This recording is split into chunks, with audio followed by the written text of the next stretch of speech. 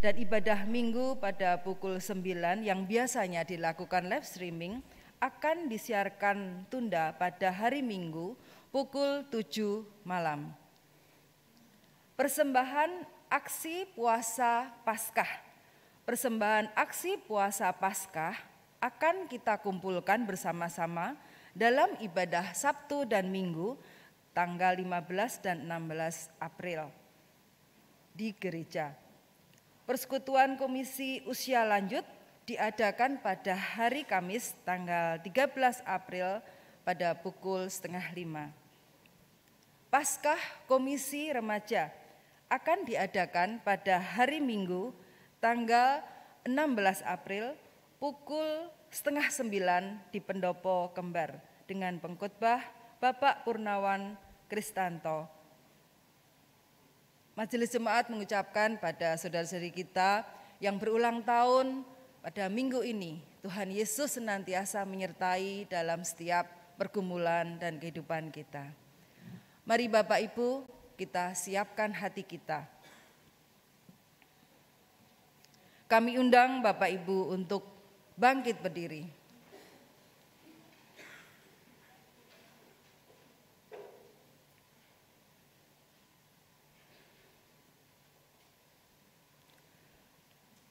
Kegelapan identik dengan ketiadaan. Kematian identik dengan tanda akhir kehidupan.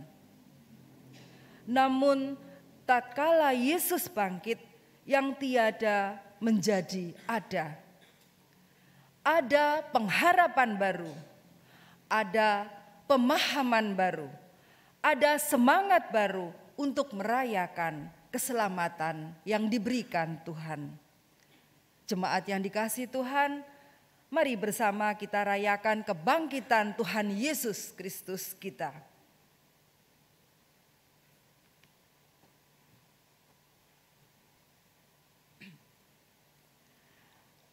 Terang Kristus nyata dalam kemuliaannya.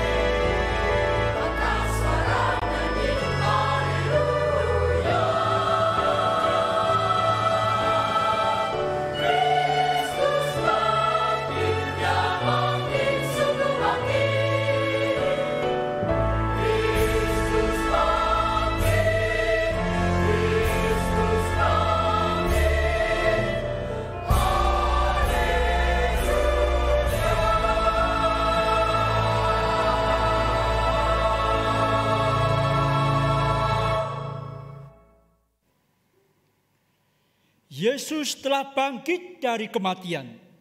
Kuasanya menang atas kuasa maut.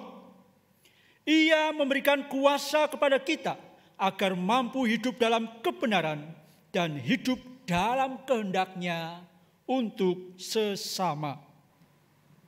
Yesus bangkit. Yesus hidup menyelamatkan kita.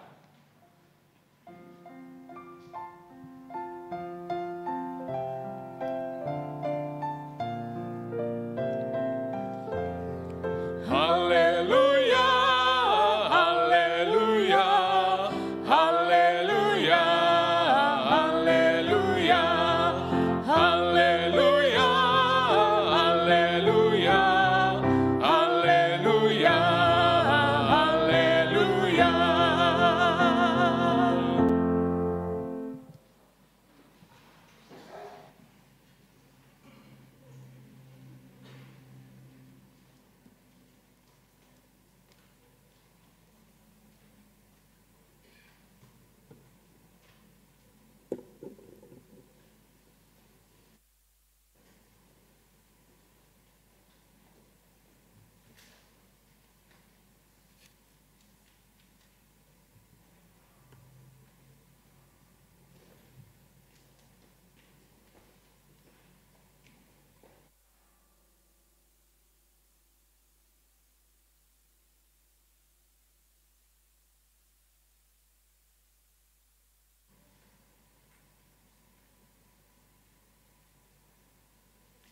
Selamat pagi.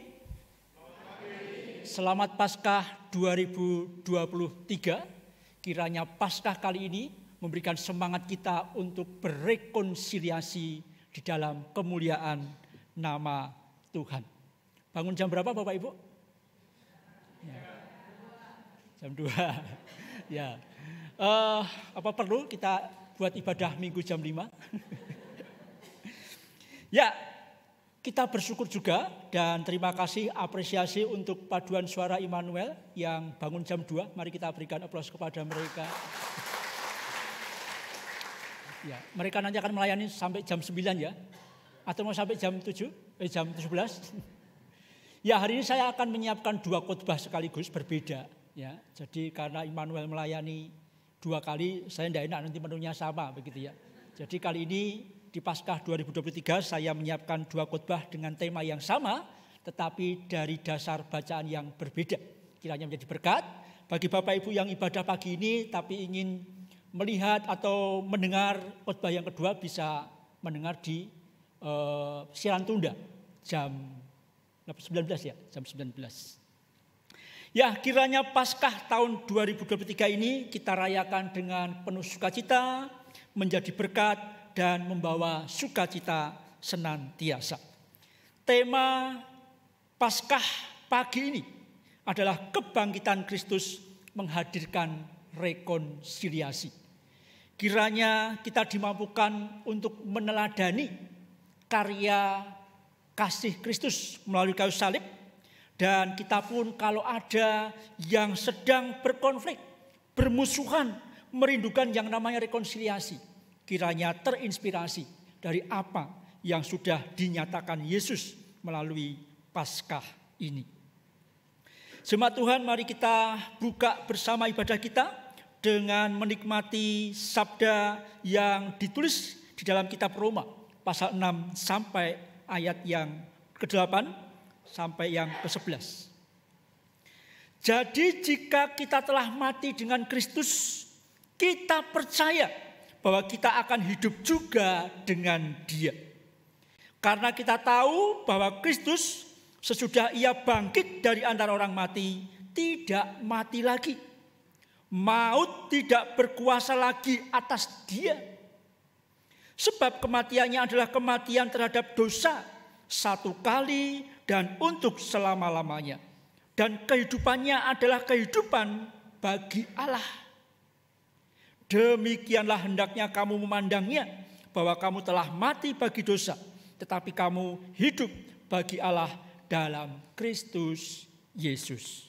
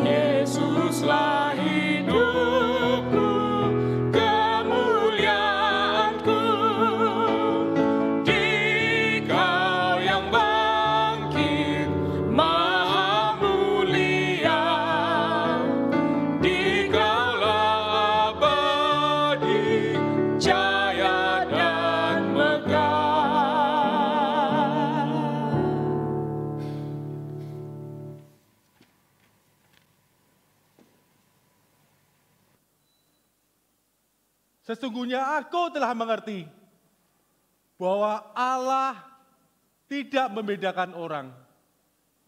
Setiap orang dari bangsa manapun yang takut akan Dia dan yang mengamalkan kebenaran berkenan kepadanya. Itulah firman yang Ia suruh sampaikan kepada orang-orang Israel, yaitu firman yang memberitakan damai sejahtera oleh Yesus Kristus yang adalah Tuhan dari semua orang. Kamu tahu tentang segala sesuatu yang terjadi di seluruh tanah Yudea, mulai dari Galilea, sesudah baptisan yang diberitakan oleh Yohanes, yaitu tentang Yesus dari Nazaret, bagaimana Allah mengurapi Dia dengan Roh Kudus dan kuat kuasa. Dia yang berjalan berkeliling sambil berbuat baik dan menyembuhkan semua orang yang dikuasai iblis, sebab Allah menyertai Dia. Dan adalah saksi dari segala sesuatu yang diperbuatnya di tanah Yudea maupun di Yerusalem. Dan mereka telah membunuh Dia dan menggantung Dia pada kayu salib. Yesus itu telah dibangkitkan Allah pada hari yang ketiga.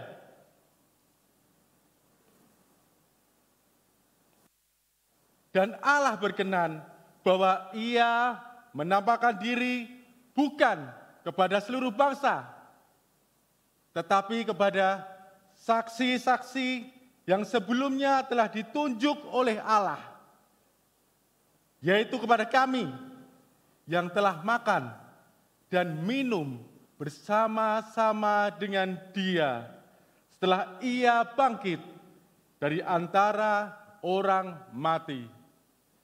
Dan Ia telah menugaskan kami memberitakan kepada seluruh bangsa dan bersaksi bahwa Dialah yang ditentukan Allah menjadi hakim atas orang-orang hidup, orang-orang mati. Tentang Dialah semua nabi bersaksi bahwa barang siapa percaya kepadanya, ia akan mendapatkan pengampunan dosa oleh karena namanya.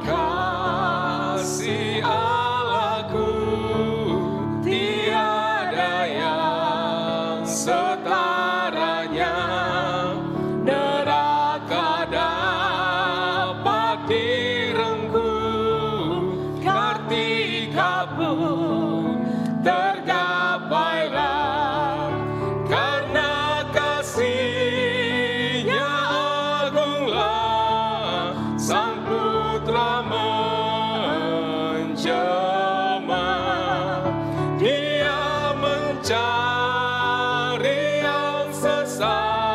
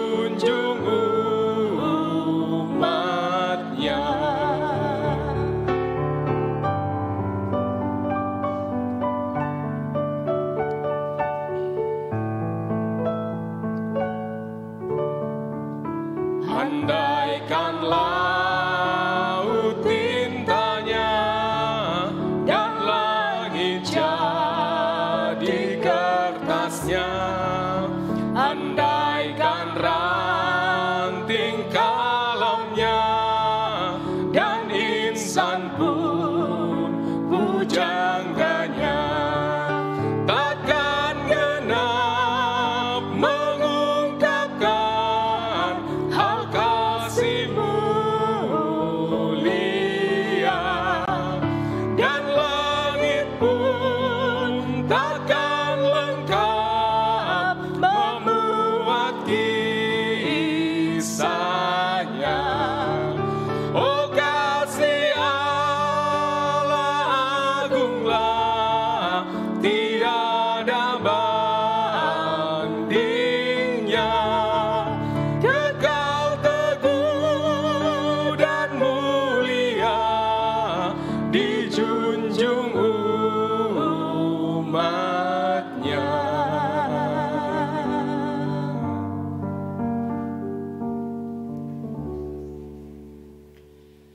Bersama kita menyiapkan hati untuk mendengarkan berita Paskah pagi hari ini. Kita bersama berdoa memohon pertolongan Roh Kudus. Paskah mengingatkan kepada kami bahwa kami memiliki Allah yang hidup, Allah yang cinta kasih-Nya sedemikian agung. Keagungannya tidak dapat kami bandingkan dengan apapun yang ada dalam dunia ini. Hanya oleh karena anugerah-Mu lah, maka kami yang berdosa, yang tersesat, mendapatkan pengampunan. Pengampunan yang nyata di dalam karya pengorbanan Yesus Kristus yang harus menderita, mati di kayu salib. Namun hari ini kami merayakan kebangkitan Kristus di hari yang ketiga. Kebangkitan yang memberikan bukti bahwa Yesus menang atas kuasa maut. Kebangkitan yang menjadi tanda bahwa kami memiliki pengharapan. Kebangkitan yang menjadi jaminan akan keselamatan kami. Bahwa di dalam Yesus Kristus, Allah yang hidup, ada kuasa kemenangan. Ya Allah, di Paskah subuh yang hikmat, tenang, dengan jemaat-Mu di GKI Klaten ini, kami bersama hendak menerima berita Paskah. Kiranya rahmat Tuhan mengiring, sehingga melalui apa yang kami baca di dalam kitab, kami boleh dimampukan untuk mengerti. Dan terlebih itu, kami dimampukan untuk menjadi pelaku firman yang setia di dalam rangka menghadirkan rekonsiliasi yang memulihkan di dalam kami membangun relasi dengan Allah dan juga dengan sesama. Roh Kudus Tuhan melingkupi kami semuanya, dan saat ini dengan penuh sukacita dan syukur kami siap untuk menyambut sabda Tuhan. Amin. Injil Yesus Kristus menurut Yohanes pasal yang ke-20 ayat 1 sampai 18.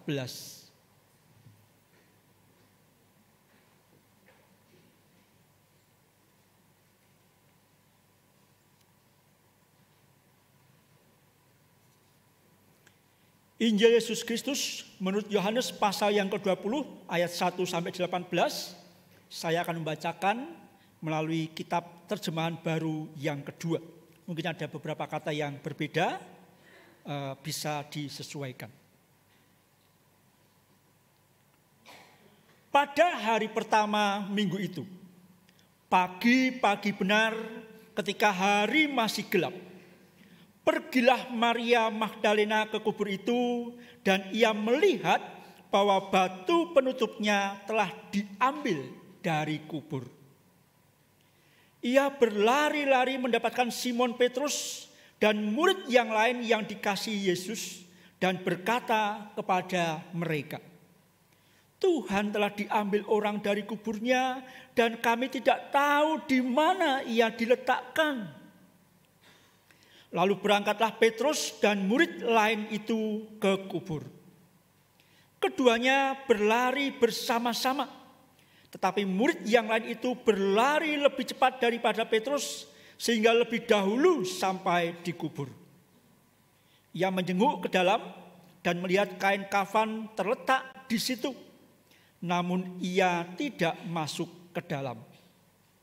Datanglah Simon Petrus juga menyusul dia dan masuk ke dalam kubur itu. Ia melihat kain kafan terletak di situ. Sedangkan kain peluh yang tadinya ada di kepala Yesus tidak terletak dekat kain kafan itu, tetapi terlipat tersendiri di tempat yang lain. Sesudah itu masuklah juga murid yang lain yang lebih dahulu sampai di kubur itu, dan ia melihatnya dan percaya. Sebab selama itu mereka belum mengerti kitab suci yang mengatakan bahwa ia harus bangkit dari antara orang mati. Lalu pulanglah murid-murid itu ke rumah. Namun Maria berdiri di luar kubur itu dan menangis. Sambil menangis ia menjenguk ke dalam kubur itu. Dan tampaklah olehnya 2 malaikat berpakaian putih. Yang satu duduk di sebelah kepala dan yang lain di sebelah kaki di tempat jenazah Yesus terbaring sebelumnya. Kata malaikat-malaikat itu kepadanya, "Ibu, mengapa engkau menangis?" Jawab Maria kepada mereka, "Tuhanku telah diambil orang dan aku tidak tahu di mana ia diletakkan." Sesudah berkata demikian, ia menoleh ke belakang dan melihat Yesus berdiri di situ. Tetapi ia tidak tahu bahwa itu adalah Yesus. Kata Yesus kepadanya, "Ibu, mengapa engkau menangis?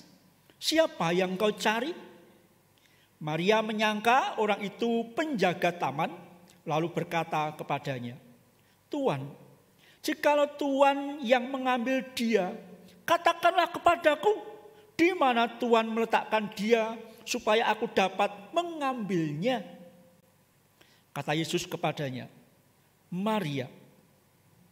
Maria berpaling dan berkata kepadanya dalam bahasa Ibrani, "Rabuni," artinya guru. Kata Yesus kepadanya, "Janganlah engkau memegang aku terus, sebab aku belum naik kepada Bapa. Tetapi pergilah kepada saudara-saudaraku dan katakanlah kepada mereka bahwa sekarang aku akan naik kepada Bapakku dan Bapamu, kepada Allahku dan Allahmu." Maria Magdalena pergi dan berkata kepada murid-murid, "Aku telah melihat Tuhan," dan juga bahwa Dia yang mengatakan hal-hal itu kepadanya. Demikianlah Injil Yesus Kristus. Berbahagialah kita yang mendengarkan firman Tuhan dan yang memeliharanya. Haleluya.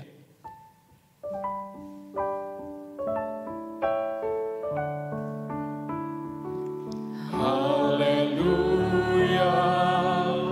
haleluya, haleluya.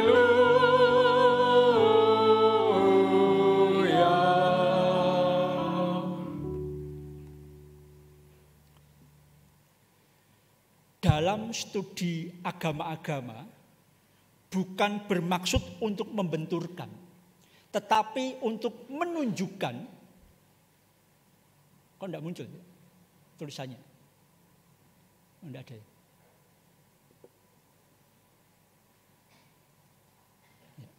Bukan bermaksud untuk membenturkan, tetapi untuk memperlihatkan perbedaan yang nyata.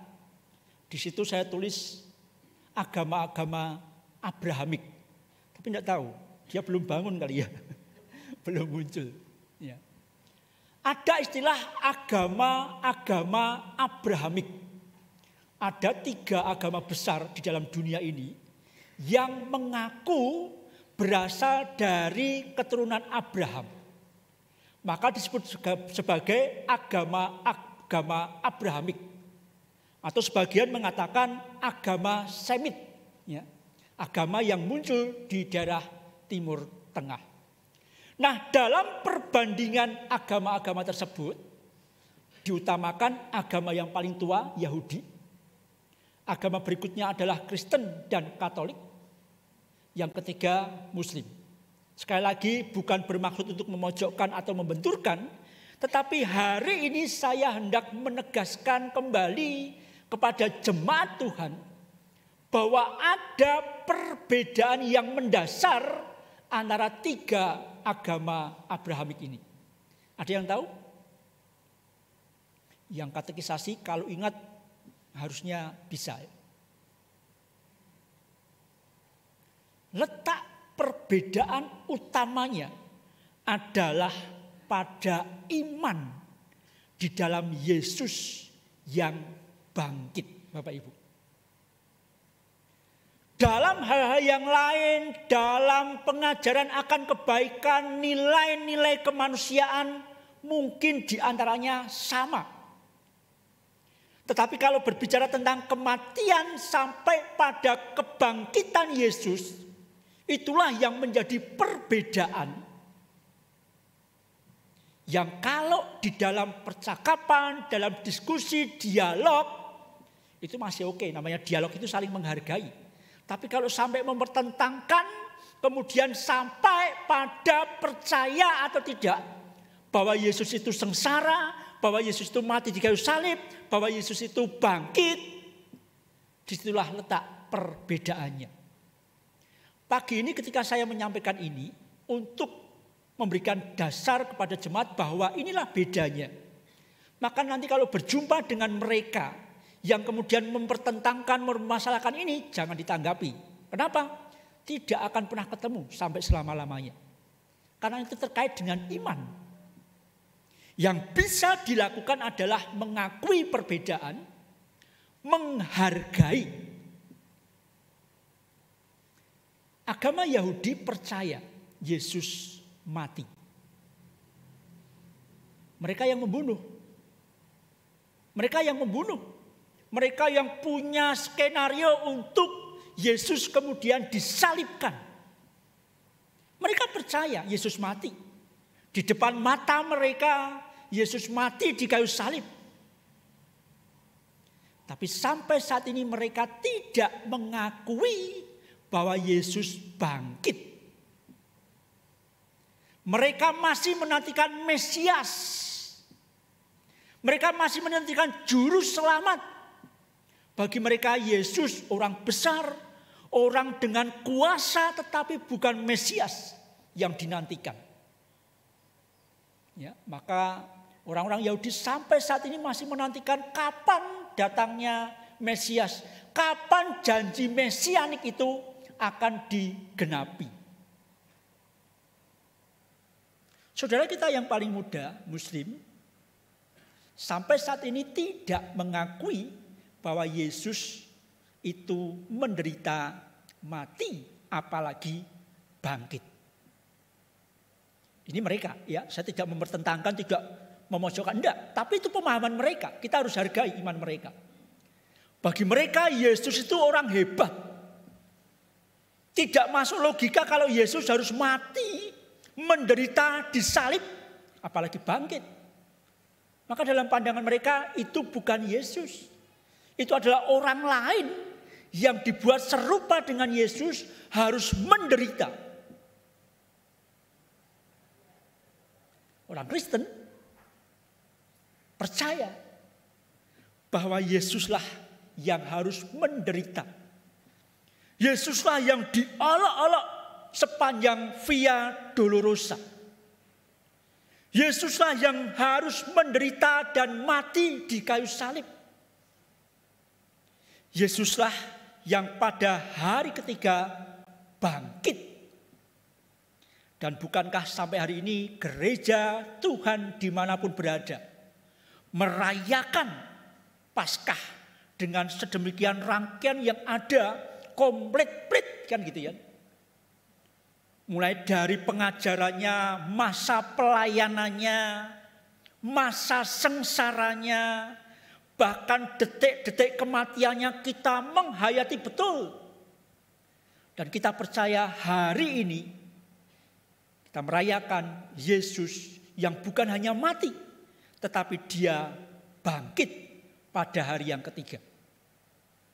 Maka kalau ada di antara kita sebagai orang Kristen yang tidak mengakui, masih mempertanyakan Ya Yesus bangkit ora ya. Maka Paulus mengatakan sia-sia imanmu. Ya. Karena berita tentang kebangkitan Yesus itu berita pokok, berita utama, sehingga dari kebangkitan Yesus itu rekonsiliasi ilahi antara Allah yang Maha Kudus dengan manusia yang berdosa itu bisa terjadi. Tanpa itu maka rekonsiliasi tidak akan terjadi. Tanpa pengorbanan Yesus yang kita sebut sebagai anak domba Allah, mustahil akan terjadi. Maka bagi orang percaya, kebangkitan Kristus yang kita rayakan hari ini menjadi titik balik yang sempurna. Saya mengatakan titik balik yang sempurna ya.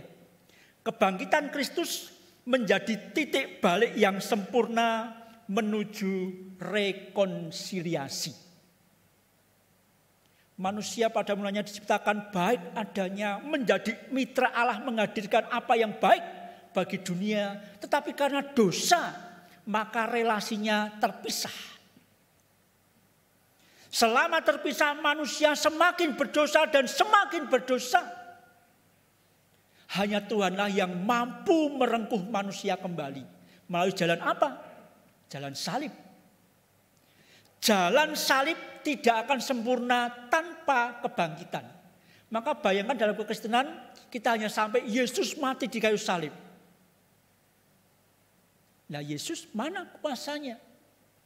Tidak ada. Tapi sebagai orang percaya Yesus memang mati di kayu salib. Tapi pada hari yang ketiga dia bangkit, kuasa maut dikalahkan.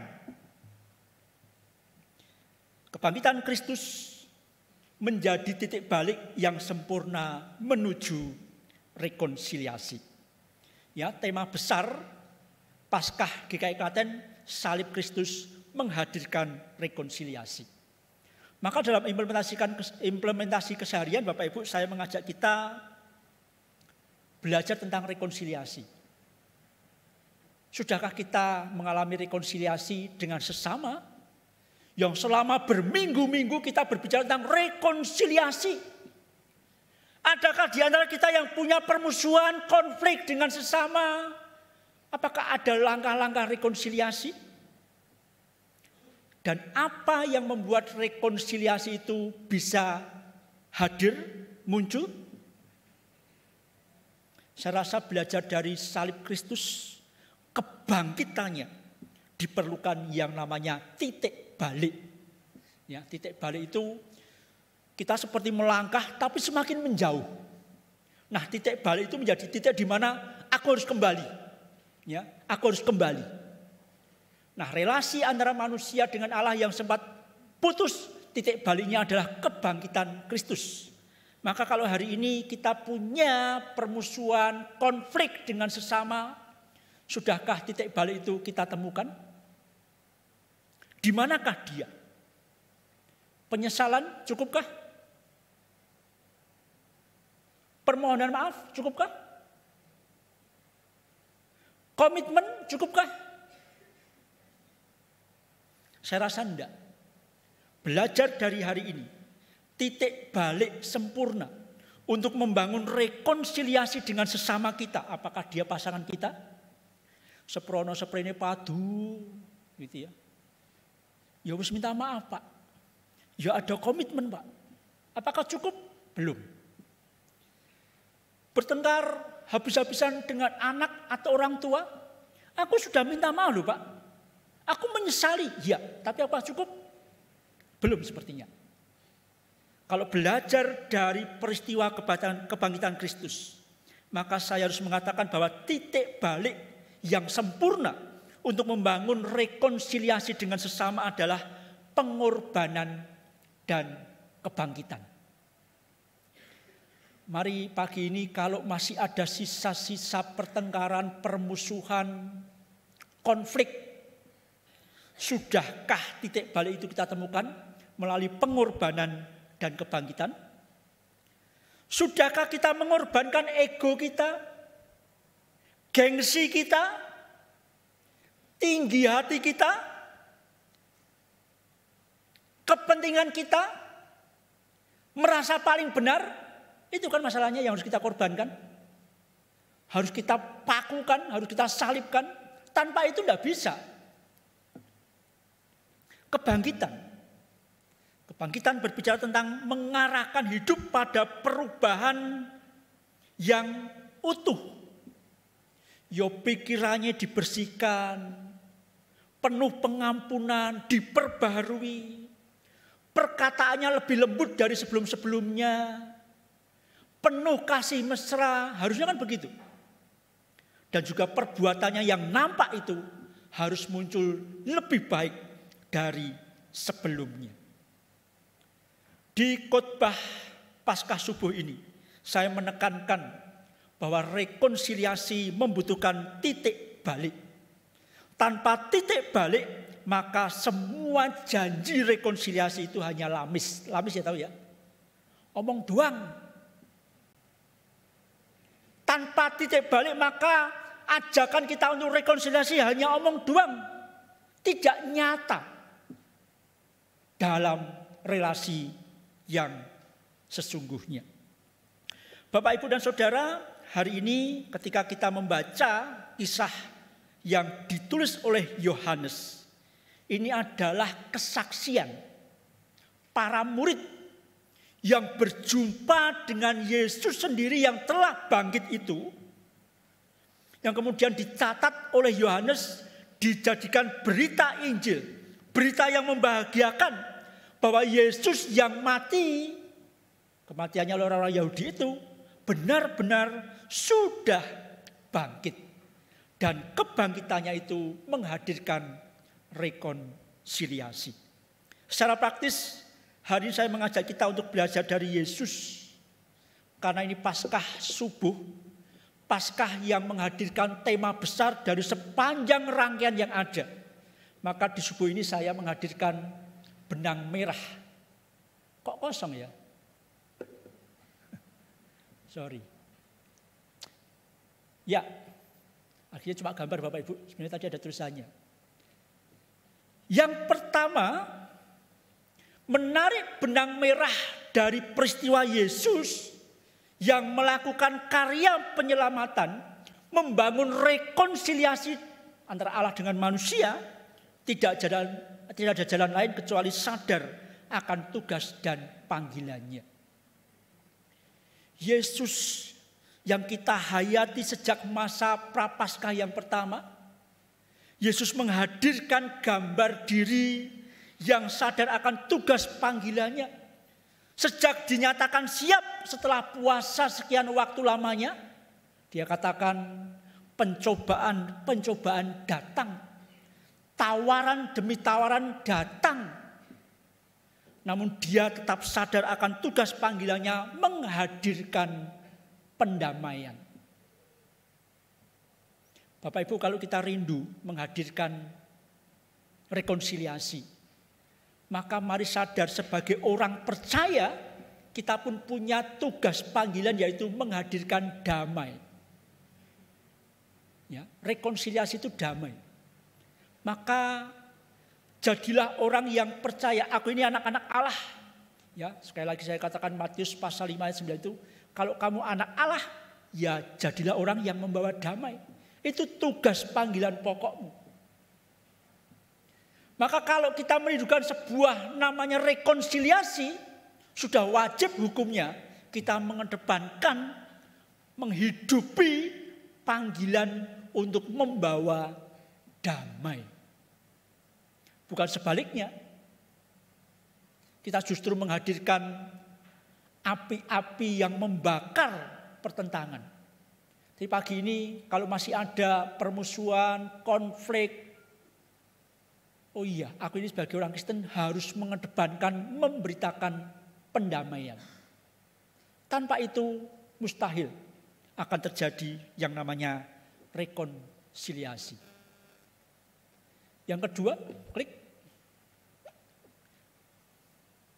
Kita melihat selama minggu-minggu ini kita menghayati masa sengsara Yesus. ketika dia masuk ke Yerusalem dielu-elukan. Ini sebuah kesempatan untuk sebenarnya eksis.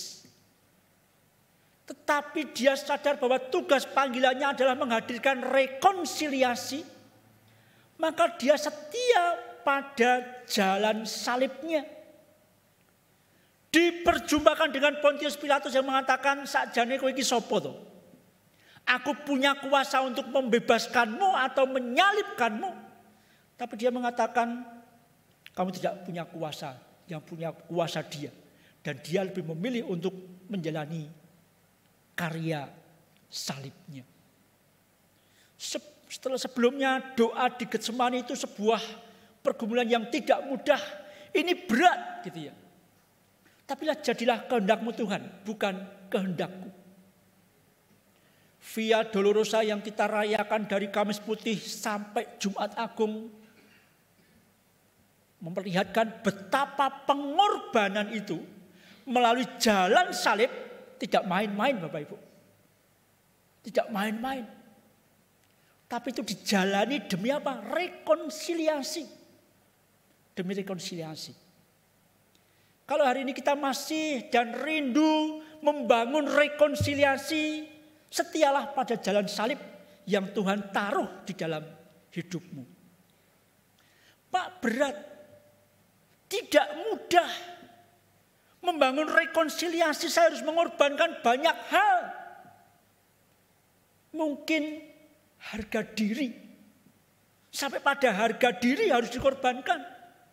Kalau perlu, itu untuk membangun rekonsiliasi, kenapa tidak? Kalau itu memang salibmu, lakukan dengan setia. Yesus Kristus sudah meneladankan.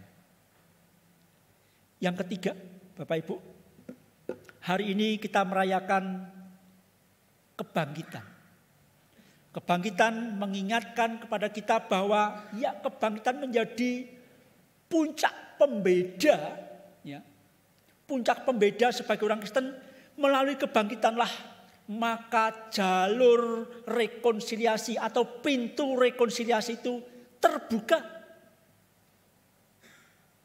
Maka kita juga harus percaya pada kuasa kebangkitan. Dalam hal ini saya mengajak untuk kita, kalau rindu membangun rekonsiliasi dengan sesama, bahwa ketika rekonsiliasi itu kita bangun, kita perjuangkan, maka ada kebangkitan yang mengubahkan. Yang mengubahkan. Mengubahkan itu dari pola hidup di dalam pertentangan, dalam permusuhan yang penuh dengan kemarahan, penuh dengan kebencian, betul enggak? Kalau pernah mengalami konflik berkepanjangan, isinya hanya kebencian, ngelek-elek, merasa diri paling benar, justru itu menjauhkan dan semakin menjauhkan. Tapi dengan rekonsiliasi maka hidup baru akan hadir. Perubahan dari yang mengerikan, penuh kebencian akan berubah sebaliknya. Itulah yang namanya titik balik. Nextnya bagaimana? Nah, nanti ibadah kedua, saya akan mengupas itu dari sisi kitab Kolose. Di mana Paulus menyerukan kepada jemaat di Kolose, kalau sudah rekonsiliasi bagaimana? Nah, di sanalah nanti kita akan belajar. Tapi hari ini kita diajak untuk menghayati kembali bahwa kebangkitan Kristus menjadi titik balik yang sempurna untuk manusia mengalami rekonsiliasi yang sempurna dengan Allah. Bapak Ibu dan Saudara, pagi ini kita akan merayakan perjamuan kudus, mengingat kembali akan karya pengorbanan Yesus melalui karya salibnya. Tapi kita percaya bukan hanya pada darah dan tubuh di kayu salib. Kesempurnaan itu nyata sampai pada berita yang disaksikan oleh para murid tentang dia betul-betul bangkit. Dia benar-benar bangkit bersama-sama dengan kami. Itulah yang disaksikan oleh Paulus yang dinyatakan dalam bacaan tadi. Di dalam Yesus Kristus, berita pendamaian itu dinyatakan kepada semua bangsa. Petrus sebenarnya punya hati untuk menyuarakan itu kepada orang-orang Yahudi yang pada masa itu masih mengklaim secara eksklusif keselamatan yang datangnya dari Allah. Namun Petrus diperbaharui melalui kebangkitan Kristus. Kristus kemudian memberitakan dan menyatakan para murid sebagai saksi untuk memberitakan kepada semua bangsa bahwa melalui darah dan tubuh Kristus, dunia ini, manusia dari semua bangsa berhak memperoleh keselamatan. Orang-orang berdosa dari ujung-ujung bumi berhak menerima rekonsiliasi dengan Tuhan yang memulihkan. Kiranya perjamuan kudus yang hendak kita jelang menyegarkan kita kembali. Ya, perjamuan kudus mengingatkan pada kita betul Yesus memang mati di kayu salib pada masa pemerintahan Pontius Pilatus yang kita kecap dalam pengakuan iman rasuli. Tapi bukan hanya mati, tapi dia bangkit menghadirkan pengharapan, menghadirkan rekonsiliasi ilahi yang membuat relasi kita dengan Allah menjadi pulih dan sempurna. Kiprah para murid pasca kebangkitan, Bapak Ibu, kita melihat bagaimana mereka turut serta aktif membangun rekonsiliasi dunia dengan Allah. Dan seperti yang saya sarikan tadi, bahwa para murid sadar akan tugas panggilannya. Untuk apa? Memberitakan Injil tentang Yesus yang bangkit. Para murid juga setia memikul salibnya. Bapak Ibu kalau melihat artikel atau video-video tentang murid, apakah mereka mati dengan baik-baik saja? Kebanyakan mati sebagai martir. Kenapa? Mereka rela berkorban demi rekonsiliasi dunia dengan Allah. Dan itu semua dilakukan seraya percaya bahwa di dalam Yesus ada kebangkitan, ada pemulihan. Bapak Ibu, bukankah kita juga adalah murid Kristus? Maka mari bangun rekonsiliasi. Mari kita wartakan rekonsiliasi. Jangan sebaliknya menjadi orang yang melanggengkan permusuhan dan konflik. Kembali kepada agama Abrahamik. Beberapa tahun yang lalu, ketika tema ini disematkan berdasar pada peristiwa yang lalu, atas perbedaan ini, maka kemudian menjadi sumber konflik hanya karena perbedaan identitas. Maka hari ini atas perbedaan yang ada secara khusus agama-agama Abrahamik, mari kita pahami, kita mengerti, jangan sampai itu menjadi bahan untuk kita semakin membuat jurang pemisah dengan yang lainnya.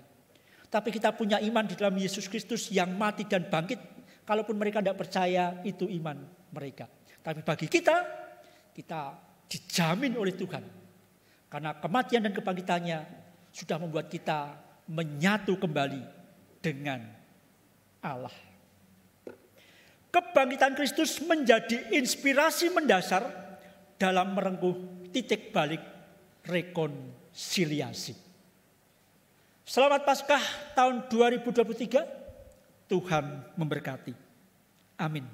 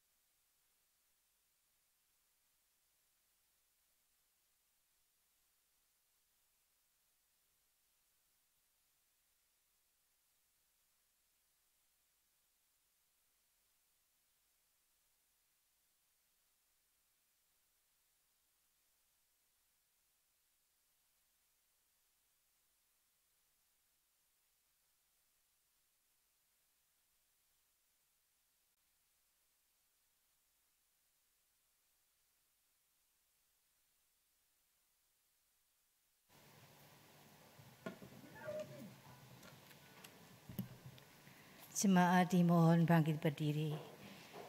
Marilah kita bersama dengan umat Allah di masa lalu, masa kini, dan masa depan mengingat pengakuan pada baptisan kita menurut pengakuan iman rasuli. Aku percaya kepada Allah, Bapa yang Maha Kuasa, Khalik langit dan bumi, dan kepada Yesus Kristus, anaknya yang tunggal Tuhan kita, yang dikandung dari Roh Kudus, lahir dari anak darah Maria, yang menderita sengsara di bawah pemerintahan Pontius Pilatus, disalibkan, mati dan dikuburkan, turun ke dalam kerajaan maut. Pada hari yang ketiga, bangkit pula dari antara orang mati, naik ke surga, duduk di sebelah kanan Allah, Bapa yang Maha Kuasa. Dan dari sana ia akan datang untuk menghakimi orang yang hidup dan yang mati. Aku percaya kepada Roh Kudus, gereja yang kudus dan am, persekutuan orang kudus, pengampunan dosa, kebangkitan orang mati, dan hidup yang kekal. Amin. Silahkan duduk kembali. Bersama kita menaikkan doa syafaat, saya mengajak kita untuk memohon berkat Tuhan supaya menemukan titik balik untuk bisa membangun pintu rekonsiliasi demi pemulihan relasi. Kalau ada di antara kita yang masih memiliki beban permusuhan dengan sesama, mari kita mohon berkat Tuhan supaya dimampukan menemukan titik balik itu. Mari kita berdoa.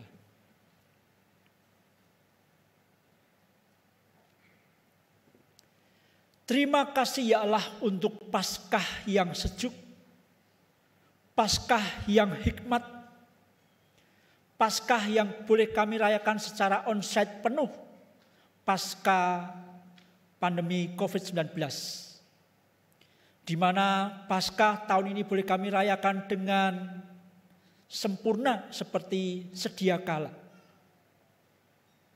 Dan di tahun ini kami boleh merayakan Paskah dengan sebuah makna utama tentang rekonsiliasi. Rekonsiliasi yang dibutuhkan ketika seringkali perbedaan menjadi pemicu akan terjadinya konflik dan permusuhan. Ampunilah kami apabila selama ini kami berperan serta dalam menghadirkan konflik dan permusuhan di tengah kehidupan sesama karena perbedaan-perbedaan yang ada. Yalah kami rindu pemulihan terjadi. Rekonsiliasi boleh dibangun di antara sesama kami. Dimulai dari kami. Yang sudah terlebih dahulu menerima karya rekonsiliasi dari Tuhan Yesus Kristus melalui karya salib yang sempurna sampai pada hari ini di mana kami merayakan kebangkitan Tuhan Yesus Kristus. Kebangkitan yang kami yakini adalah berita sejarah nyata adanya yang diberitakan oleh para murid dari pada masa itu sampai saat ini, bahkan sampai ke ujung-ujung bumi. Dan hari ini pun kami mau belajar sebagai murid Yesus untuk semakin percaya dan bersedia untuk memberitakan Injil tentang Yesus yang bangkit.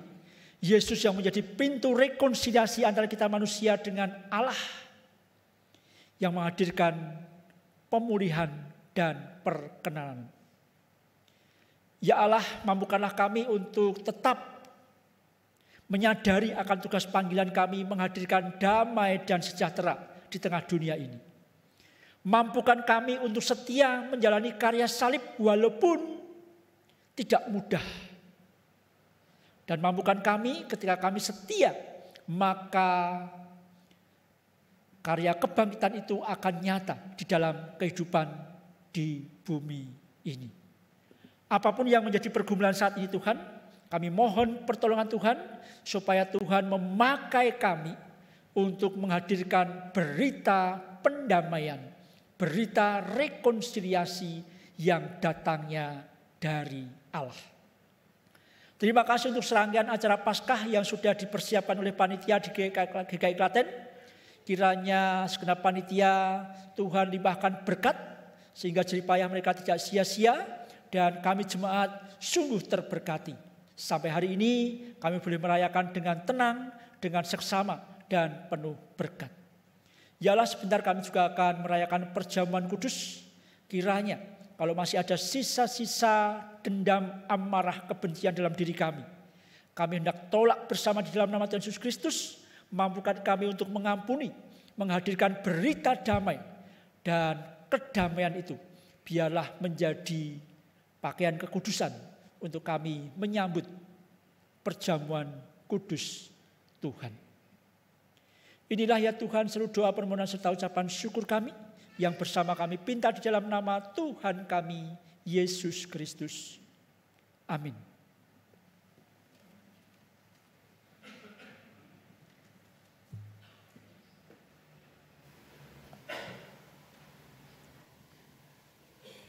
Jemaat Tuhan,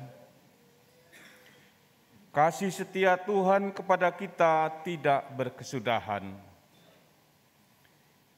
Kita syukuri semua itu dengan mengingat firman yang tertulis dalam kitab Mazmur, pasal 118 ayat yang pertama, demikian bunyinya. Bersyukurlah kepada Tuhan, sebab Ia baik. Bahwasanya untuk selama-lamanya kasih setianya.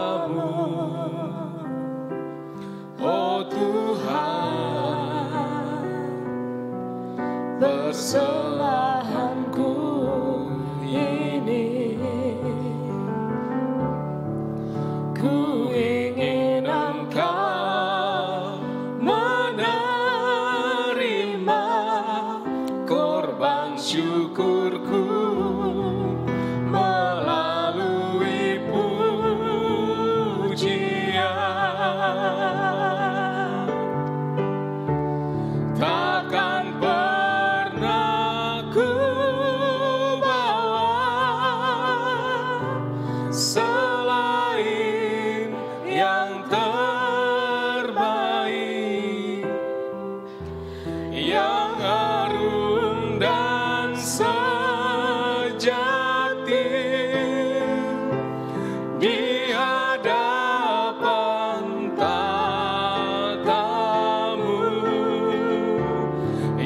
Yesusku, terimalah korban syukurku ini yang mengalir di hatiku sebagai penyembahanku.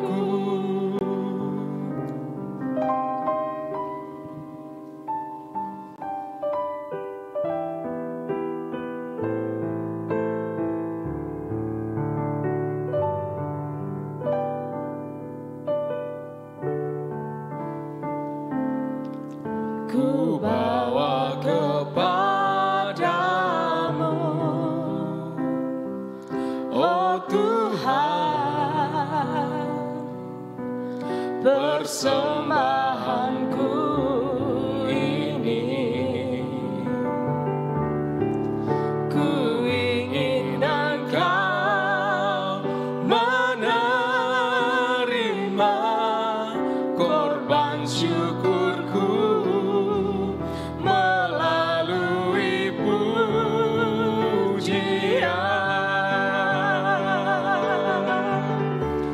Takkan pernah ku bawa selain yang terbaik, yang harum dan sejati di hadapan tatamu. Yesusku, terimalah korban syukurku ini yang mengalir di hatiku sebagai penyembahanku. Takkan pernah ku bawa Takkan pernah ku bawa selain yang terbaik, selain yang terbaik, yang harum dan sejati di hadapan tatamu. Yesusku, terimalah korban syukurku ini yang mengalir di hatiku sebagai penyembahanku, yang mengalir di hatiku, yang mengalir di hatiku sebagai penyembahanku.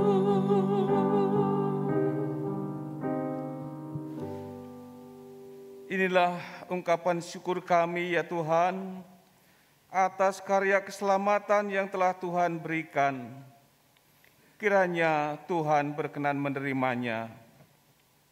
Apa yang kami bawa menjadi simbol atas kesediaan kami untuk mempersembahkan hidup kami seutuhnya, sebagaimana Kristus telah mempersembahkan hidupnya untuk menebus dan menyelamatkan kami. Dalam namanya kami bersyukur. Amin.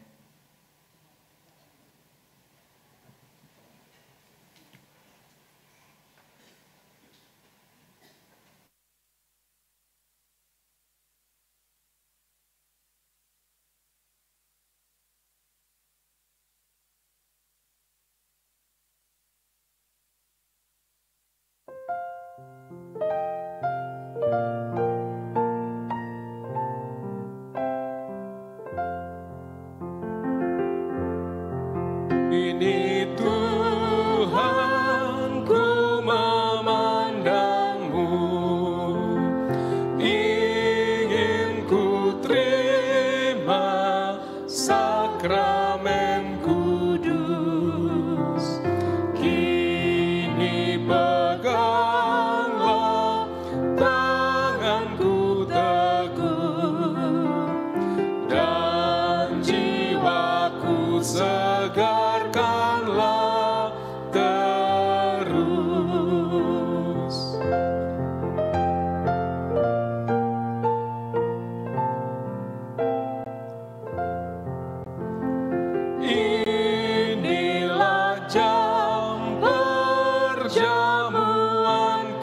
kudus, mejamu Tuhan sudah sedia. Biarlah ku merayakannya terus di dalam sukacita selamanya.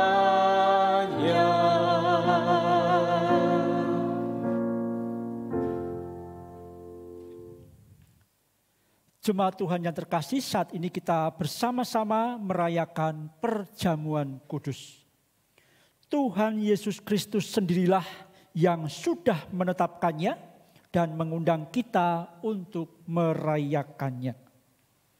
Pada perjamuan ini, anak-anak turut diundang untuk mengambil bagian dalam perjamuan kudus. Belajar dari Yesus yang berujar, biarlah anak-anak itu janganlah menghalang-halangi mereka datang kepadaku. Adik-adik yang sudah baptis diperkenankan untuk turut serta dalam perjamuan kudus hari ini. Marilah kita mengajak anak-anak untuk menerima anugerah Tuhan. Bersama kita pagi ini, selain anggota jemaat juga ada beberapa tamu, dan perkenankan saya menyapa dan mohon yang saya baca untuk bangkit berdiri untuk kita kenal. Kami menyambut Adrian dari Demak GKI Peterongan hadir. Ya, selamat datang. Hilda Rea Debata Raja dari Jongrangan.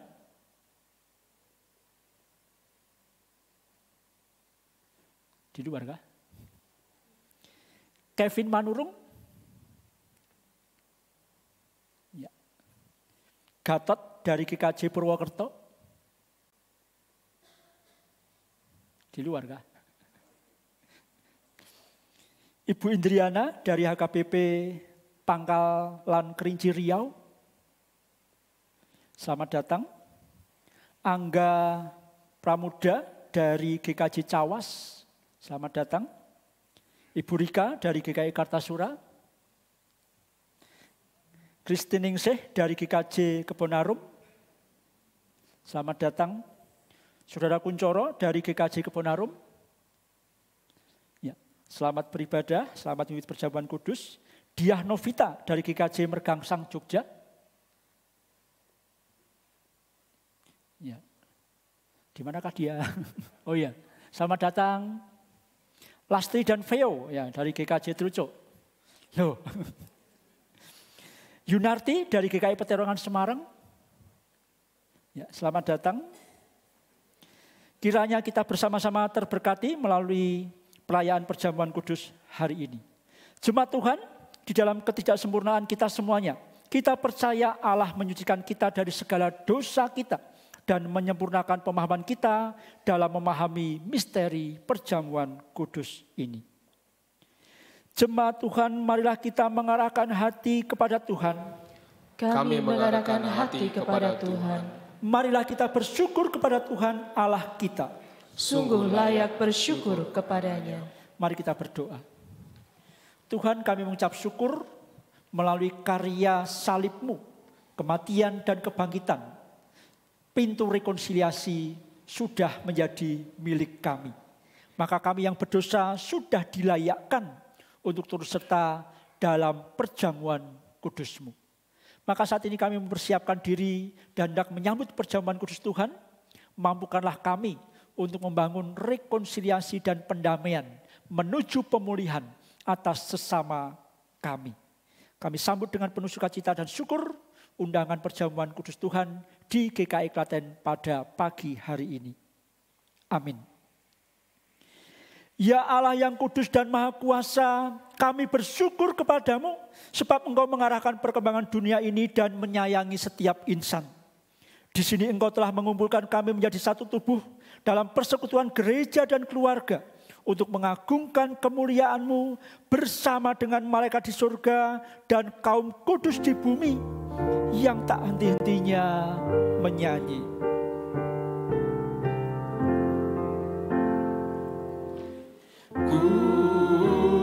Kudus, kudus, kudus.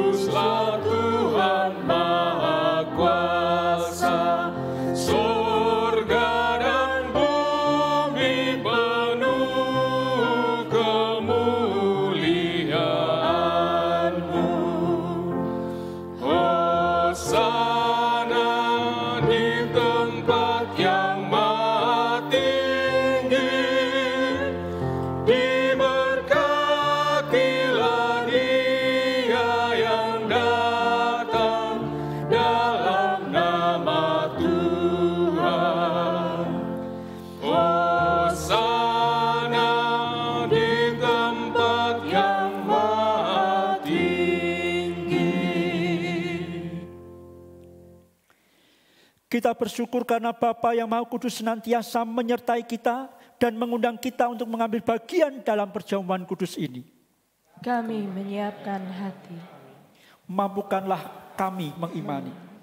Kita yakin bahwa Roh Kudus telah dicurahkan atas kita, sehingga dengan iman kita mengalami kehadiran Kristus di sini.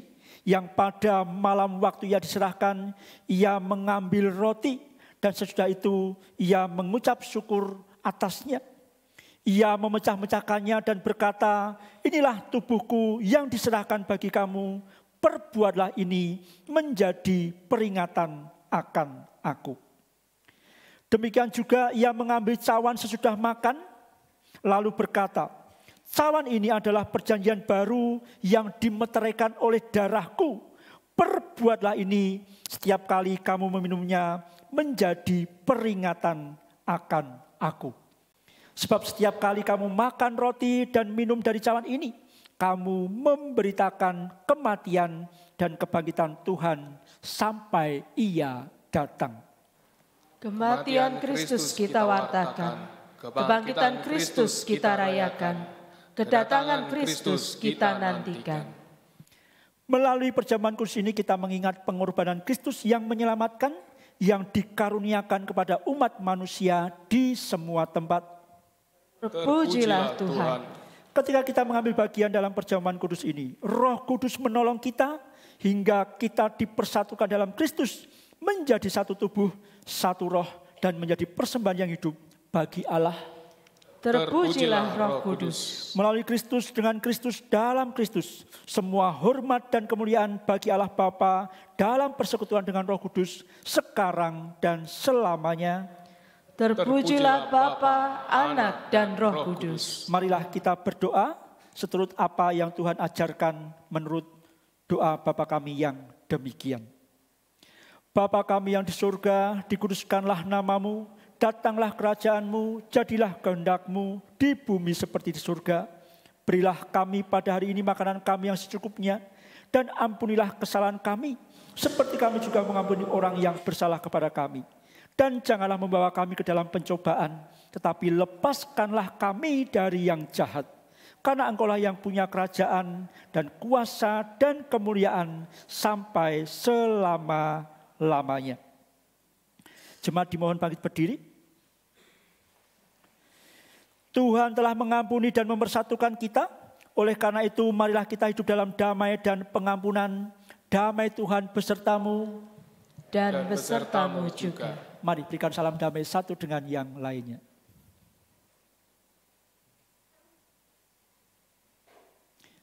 Saya undang para penatua untuk mempersiapkan diri melayani. Dan paduan suara Immanuel menyanyikan betapa indahnya.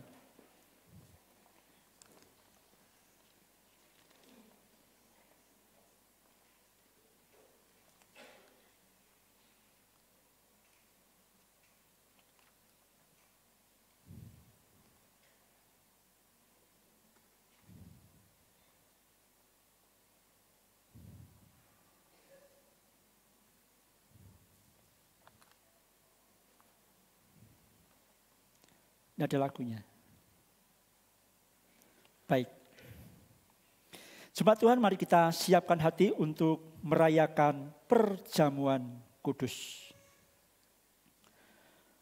Roti yang dipecahkan ini adalah persekutuan dengan tubuh Kristus. Terimalah.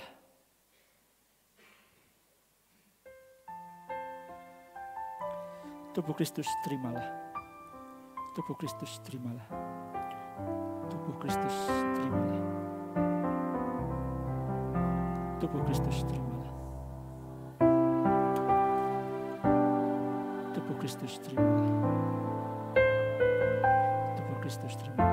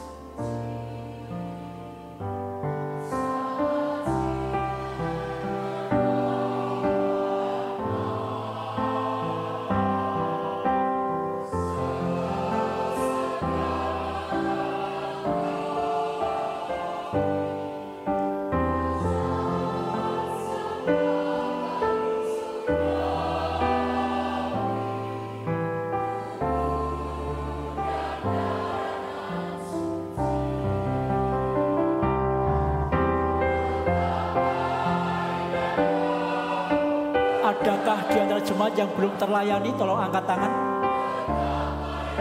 Tolong angkat tangan.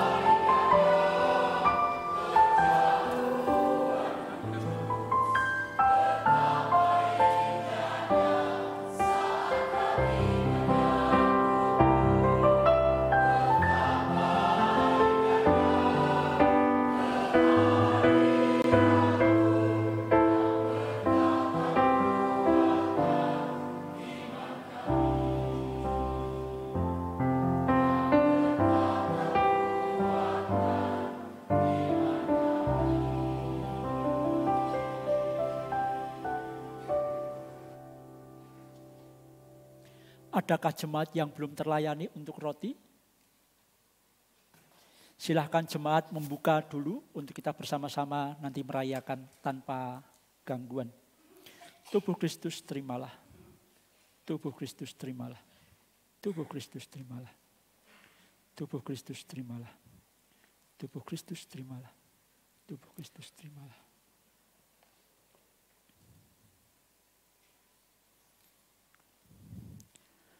Mari kita angkat roti kita sambil mengingat betapa Kristus merelakan diri berkorban, menyerahkan tubuhnya di kayu salib. Sejenak jemaat dipersilahkan berdoa secara pribadi, mengucap syukur dan bersiap untuk menerima persekutuan dengan tubuh Kristus.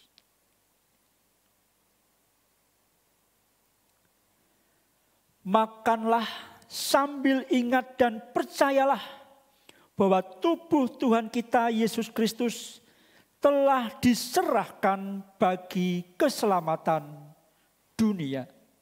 Makanlah.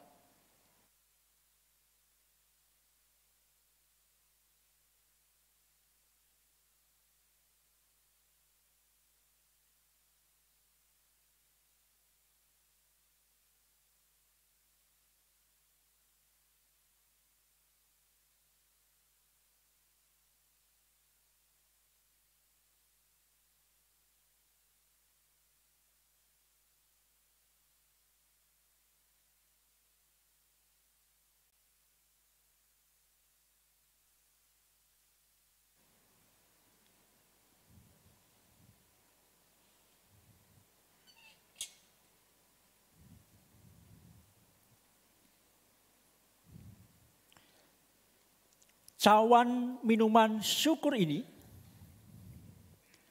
adalah persekutuan dengan darah Kristus. Terimalah.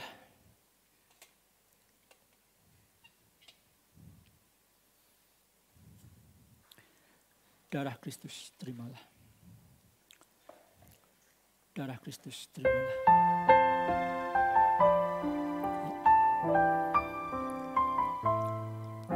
Darah Kristus, terimalah. Darah Kristus, terimalah. Darah Kristus, terimalah.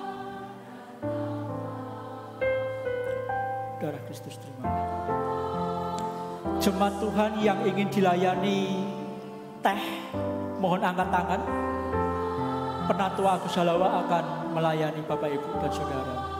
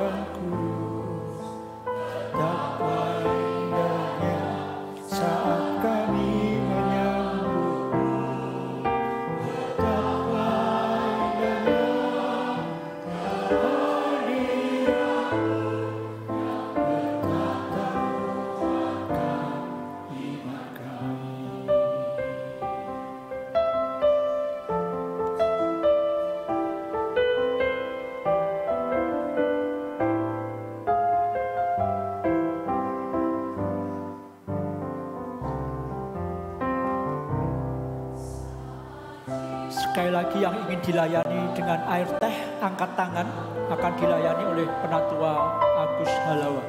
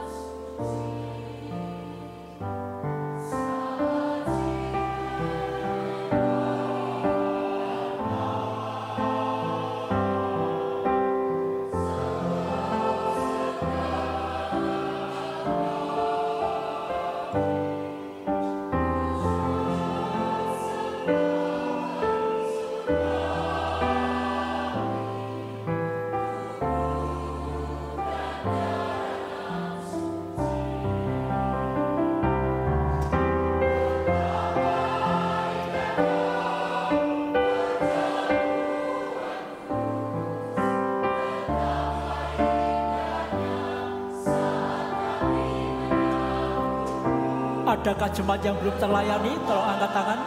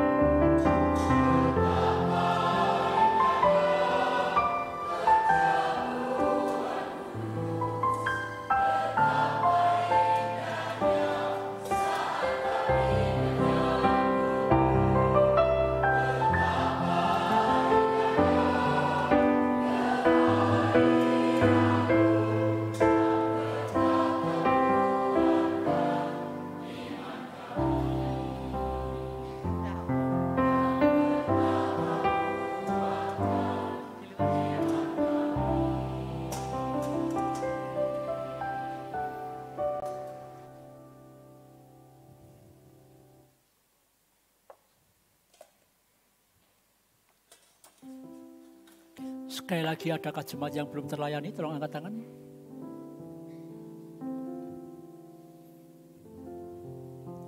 Darah Kristus terimalah. Darah Kristus terimalah. Darah Kristus terimalah. Darah Kristus terimalah. Darah Kristus terimalah. Darah Kristus terimalah.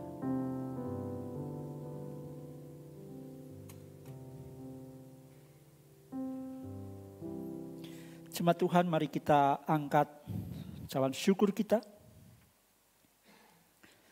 Kita mengambil waktu hening sejenak sambil mengingat karya salib yang harus ditanggung oleh Yesus sampai pada darahnya harus dicurahkan demi rekonsiliasi kita dengan Allah.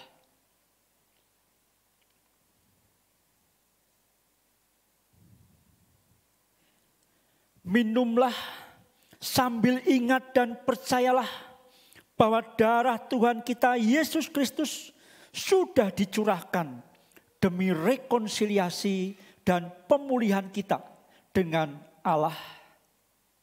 Minumlah.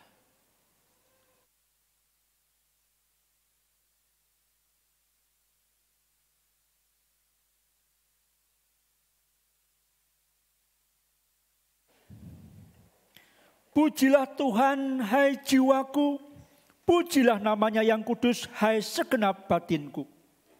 Pujilah Tuhan, hai jiwaku, dan janganlah lupakan segala kebaikannya.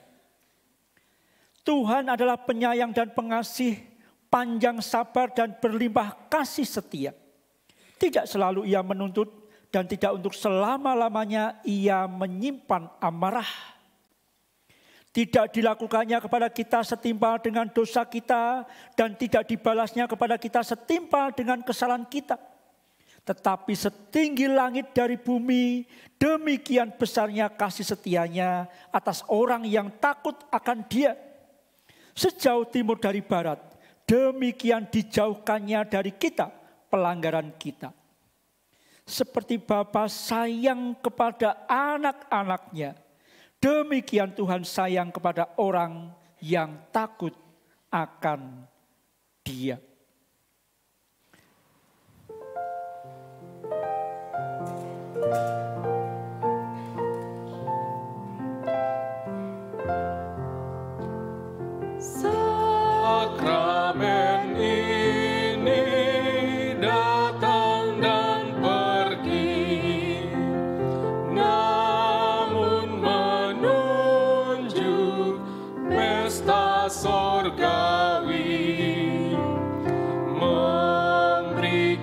ucapan nikmat abadi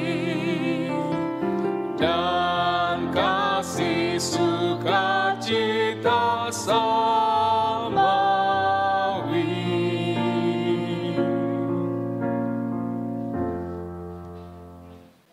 Berdiri. Jemaat Tuhan, aksi puasa Paskah yang merupakan bentuk puasa yang kita jalankan 40 hari, yang kemudian kita wujudkan dalam persembahan, silahkan dipersiapkan melalui amplop yang sudah disediakan oleh Aser nanti ketika keluar, dan bisa disampaikan di minggu-minggu mendatang. Jemaat Tuhan, Yesus telah bangkit dan oleh karena kuasa kebangkitannya, kita dikuatkan, kita dimampukan untuk memulihkan relasi kita dengan sesama. Karena itu, arahkanlah hatimu kepada Tuhan. Kami mengarahkan hati kepada Tuhan. Pulanglah dan jadilah saksi Kristus. Kami siap menjadi saksi Kristus. Terpujilah Tuhan, Kini dan selamanya.